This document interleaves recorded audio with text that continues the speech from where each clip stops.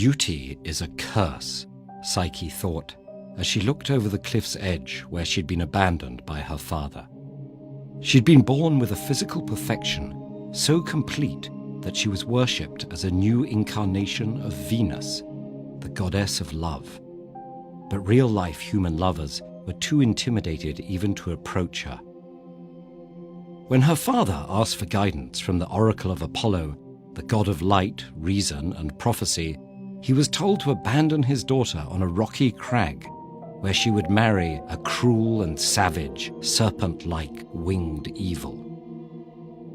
Alone on the crag, Psyche felt Zephyr, the west wind, gently lifting her into the air.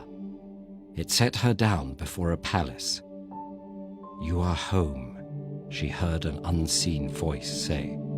"Your husband awaits you in the bedroom, if you dare to meet him."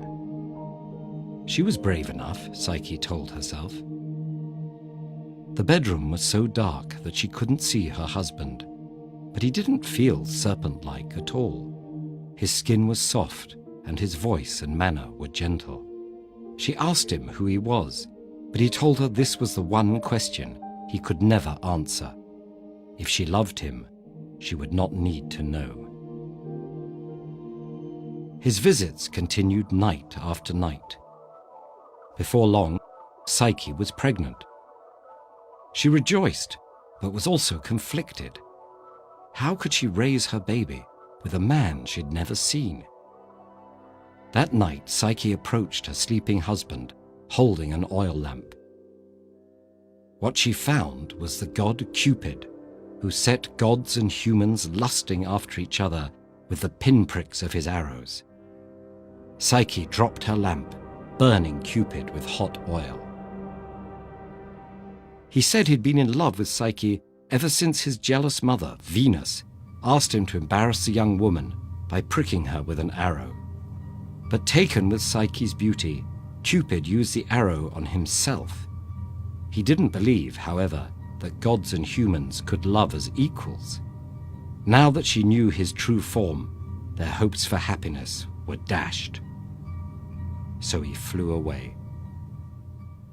Psyche was left in despair until the unseen voice returned and told her that it was indeed possible for her and Cupid to love each other as equals.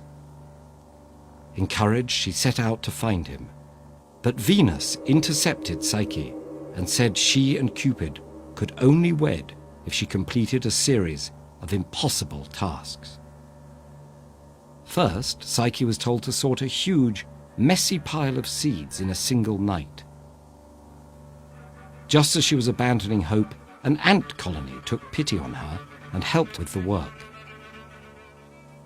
Successfully passing the first trial, Psyche next had to bring Venus the fleece of the golden sheep, who had a reputation for disemboweling stray adventurers.